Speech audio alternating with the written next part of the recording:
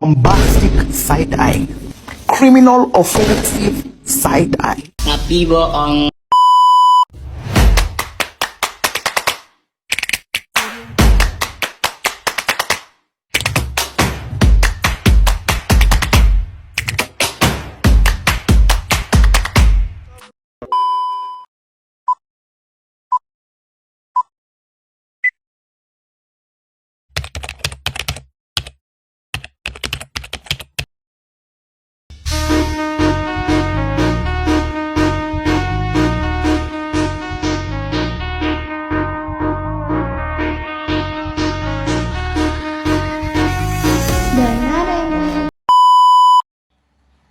Ya baik, terima kasih atas kesempatannya. Saya akan menjelaskan mengenai pengertian paragraf. Paragraf adalah kumpulan kalimat yang biasanya mempunyai satu ide pokok dengan cara penulisannya sedikit menjorok ke bagian dalam atau menggunakan garis baru. Nama lain dari paragraf adalah alinea. Kedua istilah itu sebenarnya dapat dibedakan. Paragraf dapat diartikan sebagai suatu karangan mini berisi satu kesatuan ide yang dibangun dari kalimat atau beberapa kalimat yang saling berhubungan. Sedangkan alinea adalah penanda suatu paragraf. Ada alinea menjorok ke dalam, alinea menggantung, dan alinea penuh. Penulisan ini menggunakan alinea yang menjorok ke dalam. Adapun syarat-syarat paragraf. Yang pertama, kesatuan. Kesatuan paragraf ialah semua kalimat yang membangun paragraf secara bersama-sama menyatakan suatu hal atau suatu tema tertentu. Kesatuan di sini tidak boleh diartikan bahwa paragraf itu memuat satu hal saja. 2. Kepaduan. Mengaitkan hubungan antar kalimat. Hubungan antar kalimat harus saling berkaitan. Tidak ada satu kalimat pun yang hubungannya tidak logis. Cara mengaitkan hubungan antar kalimat dapat dilakukan dengan melihat hubungan antar subjek atau antar predikat. Kepaduan dalam paragraf dapat dibangun dengan cara tertentu dalam penggunaan bahasa berupa repetisi, kata ganti, dan kata transisi. Yang ketiga, kelengkapan ialah suatu paragraf yang berisi kalimat-kalimat penjelasan yang cukup untuk menunjukkan kalimat topik.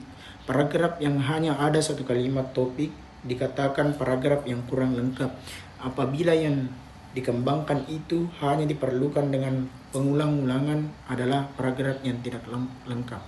Yang poin keempat, panjang paragraf. Panjang paragraf dalam sebagian tulisan tidak sama, bergantung pada beberapa jauh dalam suatu bahasa dan tingkat pembaca yang menjadi sasaran. Yang kelima, pola susunan paragraf. Rangkaian pernyataan dalam paragraf harus disusun menurut pola yang benar. Pernyataan yang satu disusun oleh pertanyaan yang lain dengan wajar dan bersetelayan secara logis. Dengan cara itu pembaca diajak oleh penulis untuk memahami paragraf sebagai satu kesatuan gagasan yang bulat. Jenis-jenis paragraf. 1. Jenis-jenis paragraf berdasarkan tujuannya. A. Paragraf pembuka. Paragraf pembuka biasanya memiliki sifat ringkas, menarik, dan bertugas menyiapkan pikiran pembaca kepada masalah yang akan diuraikan. B. Paragraf penghubung. Paragraf penghubung berisi inti masalah yang hendak disampaikan kepada pembaca. Secara fisik, paragraf ini lebih panjang daripada paragraf pembuka. C. Paragraf penutup. Paragraf penutup biasanya berisi simpulan untuk argumentasi atau penegasan kembali untuk eksposisi mengenai hal-hal yang dianggap penting. Adapun jenis-jenis paragraf berdasarkan teknik pemaparannya. A. Paragraf eksposisi. Berisi uraian atau penjelasan tentang suatu topik dengan tujuan memberikan informasi. B. Paragraf argumentasi. Bertujuan membuktikan kebenaran suatu pendapat, kesimpulan dengan data, fakta, konsep sebagai alasan bukti. C. Paragraf deskripsi. Berisi gambaran mengenai suatu hal atau keadaan sehingga pembaca seolah-olah melihat, merasakan, atau mendengar hal tersebut. D. Paragraf persuasif. Karangan ini bertujuan mempengaruhi emosi pembaca agar berbuat sesuatu. E. Paragraf narasi. Karangan ini berisi rangkaian peristiwa yang susul-menyusul sehingga membentuk alur cerita. Karangan jenis ini sebagian besar berdasarkan imajinasi. F. Paragraf sebab akibat. Kalimat topik paragraf sebab akibat merupakan sebab atau akibat peristiwa-peristiwa atau sifat objek yang dipaparkan dalam kalimat pengemban. Adapun jenis-jenis paragraf berdasarkan letak kalimat utamanya. A. Paragraf deduktif. Paragraf deduktif ditandai dengan terdapatnya kalimat utama di awal paragraf dan dimulai dengan pernyataan umum yang disusun dengan uraian dan penjelasan khusus. B. Paragraf induktif. Paragraf induktif ditandai dengan terdapatnya kalimat utama di akhir paragraf dan diawali dengan uraian dan penjelasan bersifat khusus dan diakhiri dengan pernyataan umum. C. Paragraf campuran. Paragraf campuran ditandai dengan terdapatnya kalimat utama di awal dan akhir paragraf. Kalimat utama yang terletak di akhir merupakan kalimat yang bersifat penegasan kembali. Dan yang terakhir ada jenis paragraf berdasarkan isinya. A. Paragraf deskripsi. Paragraf deskripsi ditandai dengan kalimat utama yang tidak tercantum secara nyata dan tema paragraf tersirat dalam keseluruhan paragraf. Biasanya dipakai untuk melakukan sesuatu, hal, keadaan, situasi dalam cerita. B. Paragraf proses. Paragraf proses ditandai dengan tidak terdapatnya kalimat utama dan pikiran utamanya tersirat dalam kalimat-kalimat penjelas yang memaparkan urutan suatu kejadian atau proses meliputi waktu, ruang, klimaks, dan antiklimaks. C. Paragraf efektif. Paragraf efektif adalah paragraf yang memenuhi ciri paragraf yang baik. Paragrafnya terdiri atas satu pikiran utama dan lebih dari satu pikiran penjelas. Tidak boleh ada kalimat sumbang, harus ada koherensi antar kalimat. D. Paragraf perulangan. Pengembangan paragraf perulangan dilakukan dengan cara mengulang kata atau kelompok kata. Pengembangan paragraf perulangan juga bisa dilakukan dengan cara mengulang bagian-bagian kalimat yang penting. E. Paragraf contoh. Paragraf contoh adalah pengembangan kalimat topik dalam sebuah paragraf dengan menggunakan contoh-contoh. Contoh-contoh itu dipakai untuk memperjelas maksud dalam kalimat topik. F. Paragraf pertanyaan.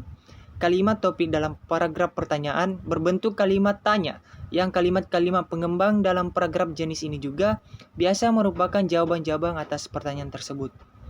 G. Paragraf perbandingan. Pengembangan paragraf perbandingan dilakukan dengan cara membanding-bandingkan kalimat topik. Misalnya, kalimat topik mengenai hal yang bersifat abstrak dibandingkan dengan hal yang bersifat konkret, dengan cara merinci perbandingan tersebut dalam bentuk yang konkret atau bagian-bagian kecil. Baik, selanjutnya pola perkembangan paragraf. Ada dua perkara penting yang berkaitan dengan perkembangan paragraf, yaitu kemampuan dalam memerinci atau menjabarkan gagasan utama dengan menciptakan gagasan-gagasan penjelas dan kemampuan mengurutkan secara tepat dan efektif letak gagasan utama dan gagasan penjelasnya.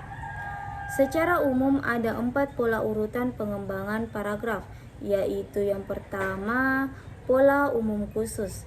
Dalam pola ini gagasan utama atau pokok ditempatkan di awal paragraf, kemudian disusul gagasan khusus sebagai rincian penjelas. Metode pengembangan ini disebut juga pola deduktif dan secara prinsip sama dengan pola piramida terbalik dalam penulisan berita keras. Yang kedua, pola khusus umum. Dalam pola ini gagasan umum atau pokok ditempatkan di akhir paragraf. Gagasan umum ini biasanya berisi sintesa atau kesimpulan atas sejumlah kalimat yang telah disampaikan terlebih dahulu. Metode pengembangan ini disebut juga dengan pola induktif. Yang ketiga, pola umum khusus umum. Dalam pola ini gagasan umum atau pokok ditempatkan di awal paragraf. Kemudian gagasan-gagasan khusus sebagai rincian penjelas. Namun sebelum paragraf ditutup, gagasan penting yang telah disebut di awal paragraf disebutkan lagi untuk memberi penegasan. Yang keempat, pola perkembangan deskriptif.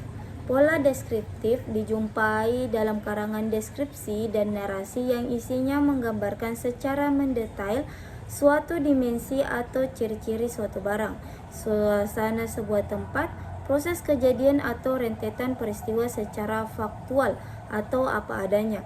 Penulis tidak memberikan penilaian atau memberikan kesimpulan apa yang telah digambarkan. Penulis hanya berusaha menghadirkan gambaran-gambaran konkret yang harapnya pembaca dapat membayangkan atau seakan-akan melihat langsung apa yang digambarkan.